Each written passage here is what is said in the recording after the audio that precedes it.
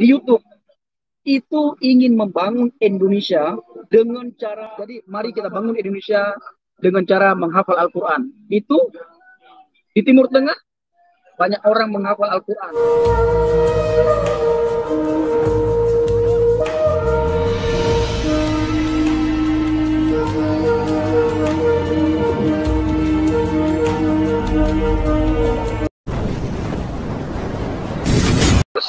Selamat sore, saya bertemu lagi dengan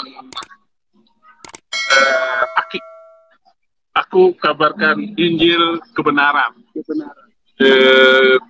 Jadi Injil itu ada yang tidak benar dong.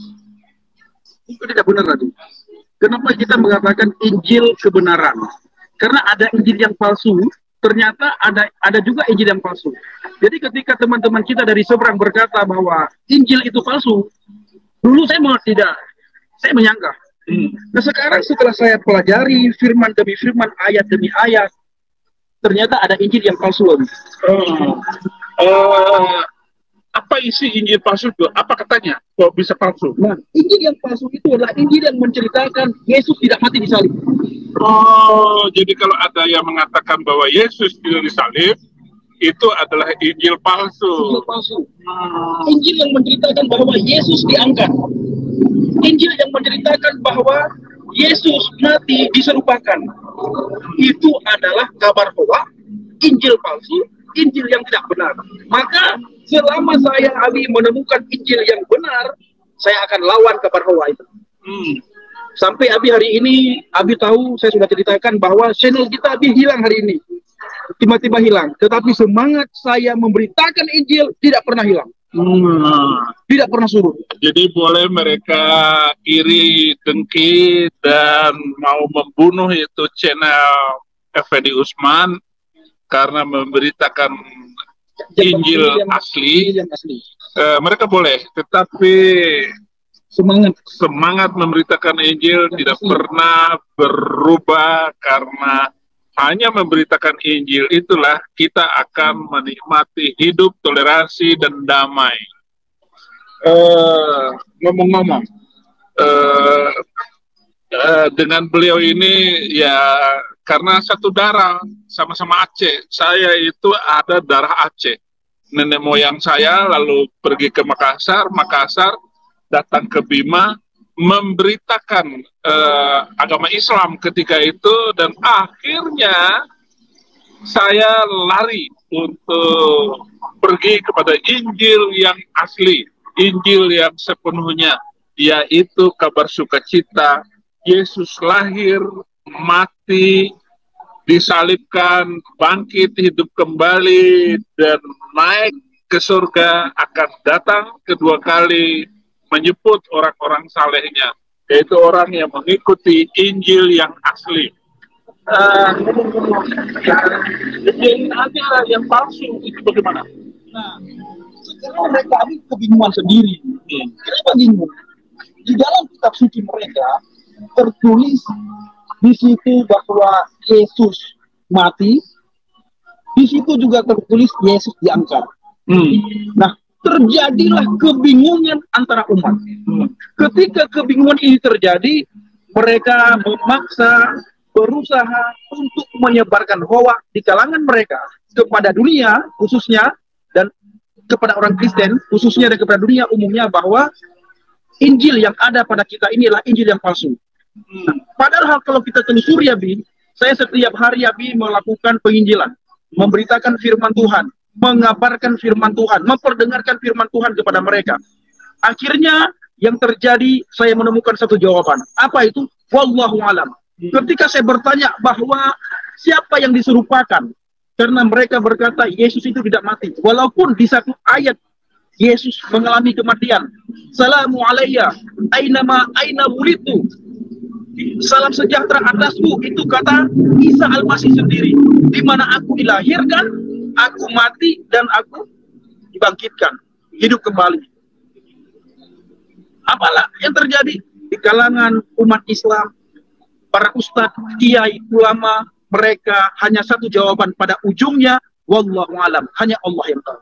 Ketika saya tanya kepada Saddam Hussein, oke, Injil ini palsu. Saya tanya, mana yang baik kelakuan orang agama kamu dengan orang Kristen? Jawaban Saddam waktu itu, iya sih, bagusan orang Kristen. Nah loh, dengan Injil palsu saja sudah bagus. Betul. Yang menurut kamu bilang itu Injil palsu. Kalau Fendi yang begini,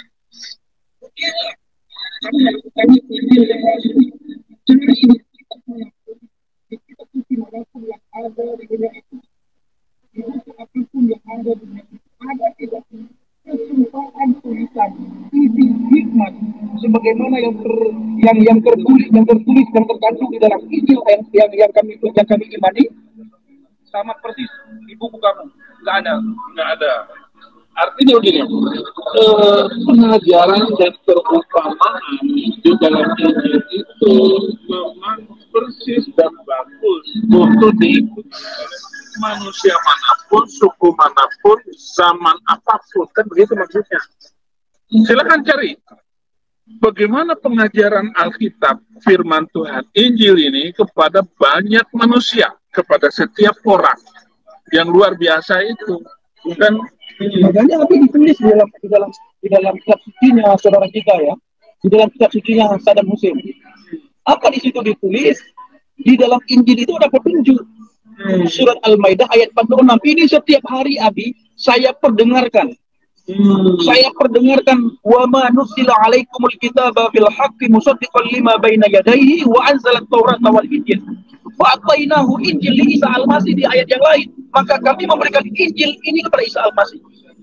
Bertakwalah kamu kepada Injil, huda linnas. Karena dalam Injil itu ada petunjuk linnas bagi manusia. Wa nurun linnas, dan cahaya bagi manusia. Dan bertakwalah kepada kitab sebelumnya yaitu Taurat, menjadi petunjuk serta pengajaran bagi orang-orang yang bertakwa. Al-Quran yang ngomong itu. Tapi kenapa saudara-saudara Muslim selalu mengatakan bahwa Alkitab yang kami imani sekarang ini palsu? Ceritanya gini ya, Bu. Fendi kan pernah di pesantren aja, walaupun bahasa Arab Fendi pas-pasan, itu bisa dikatakan tidak bisa. Pernah di pesantren, kenapa umat Islam mengatakan seperti itu? Sama, nggak usah lihat orang lain, Abi dan saya mengatakan juga hal yang sama, bahwa Injil itu palsu yang ada pada orang Kristen. Karena itu yang diperdengarkan, itu terus-terusan diperdengarkan oleh para ustazah, oleh para penceramah, oleh para pengkhotbah umat Islam, bahwa Injil yang diimani oleh umat Kristen itulah Injil yang palsu. Sementara mereka juga tidak bisa menunjukkan mana Injil yang asli.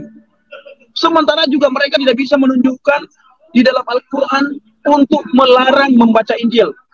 Tidak pernah ada satu ayat pun tertulis dalam Al-Quran 6.666 ayat di mana Allah Subhanahu wa Ta'ala yang diimani oleh Yahya Waloni bahwa Al-Quran melarang, Allah melarang umat Islam untuk membaca Injil. Tidak ada. Tidak ada.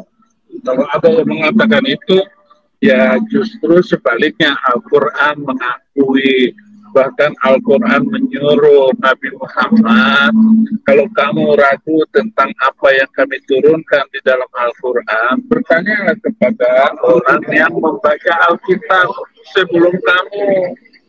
Jadi ya, saya lakukan, Fendi lakukan untuk meneliti Alkitab.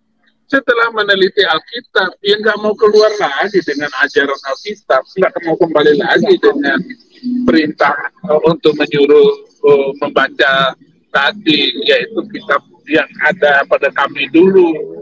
Percaya kepada Alkitab. Nah, itulah saudara-saudara, sehingga dapat dikatakan mana yang palsu. Buktikan saja, buktikan. Dan siapa yang lebih rajin, apakah ada orang Kristen yang masuk Islam atau orang Islam banyak masuk Kristen? Kita buktikan. Kita biarkan umat ini untuk memilih. Kecanggihan teknologi bisa membuktikan mana yang asli dan mana yang palsu. Enak sekali. Udah biarin aja. Negara ini menjamin dan 76 tahun Indonesia merdeka, kita tidak usah merusak ataupun membakar akun, nggak boleh, udah biarin. Jangan ketika kalian diskusi, Kalau debat, lalu melaporkan akun orang, itu tidak boleh. Ya harus fair. Nah, ketika kalian debat, ya belajar lagi sampai menemukan kebenaran. itu HMC, Hidayah Mu'alaf Center, yang suka ngambil potong-potong YouTube saya gitu, lalu dikomentarin apa yang saya omongkan dengan komentarnya jauh langit dan bumi. Sebenarnya mereka melakukan itu untuk cari uang aja.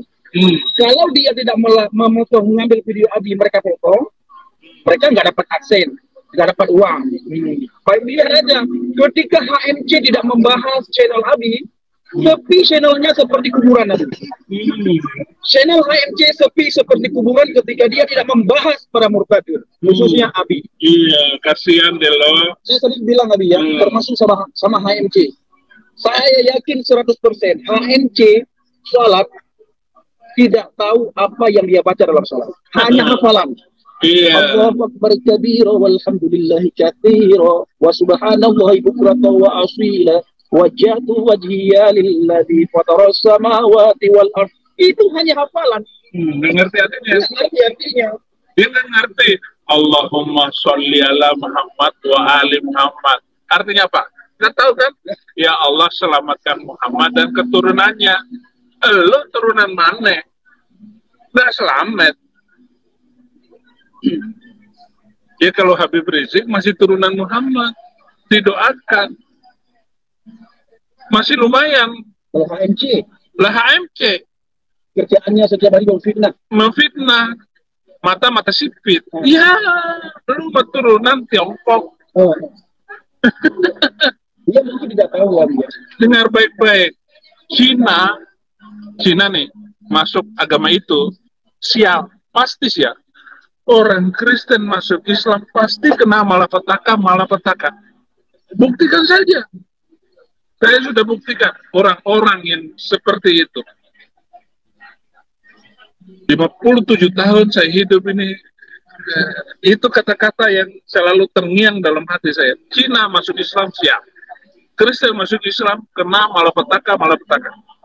Apa? Itu yang terjadi. Nah, itulah apa statement kita hari ini. Kita selalu dan siap sedia untuk memberitakan Injil yang benar, supaya kita dengan memberitakan Injil yang benar, maka secara tidak langsung Injil yang palsu itu akan tersingkir dengan sendirinya. Amin. Kita akan membangun Indonesia bagi Kristus. Nah, sebentar lagi. Kalau membangun Indonesia bagi Kristus, kan? Saya sering dengar ini sama Abi. Membangun Indonesia demi Kristus. Abi tahu nggak? Hampir setiap hari, ustadz dan ustazah di channel di YouTube itu ingin membangun Indonesia dengan cara menghafal Al-Quran. Jadi mereka Abi programnya kafir, ya tempatnya kafir mereka pakai untuk mempromosikan agama mereka. Nah, jadi mari kita bangun Indonesia dengan cara menghafal Al-Quran. Itu di Timur Tengah banyak orang menghafal Al-Quran, hancur negara. Ya, sekarang Taliban di Afghanistan.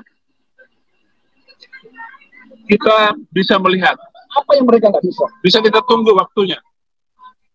Bisa nggak Taliban membangun Afghanistan? Dan pasti hancur sendiri.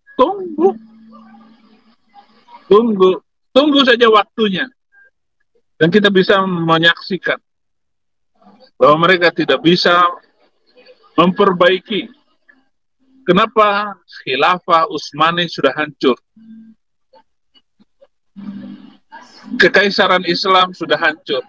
1924 adalah waktu terakhir hukum Islam hanya bisa berlaku di zaman sono. Zaman sekarang sudah tidak bisa lagi. Apalagi dengan hoax, apalagi dengan yang palsu, atau lagi dengan tipu-tipu. Mari kita membangun Indonesia ini NKRI, harga mati dengan Pancasila, toleransi dan damai selama-lamanya. Amin. Amin. Haleluya. Haleluya. Salam lagi. Aku kabarkan Injil kebenaran.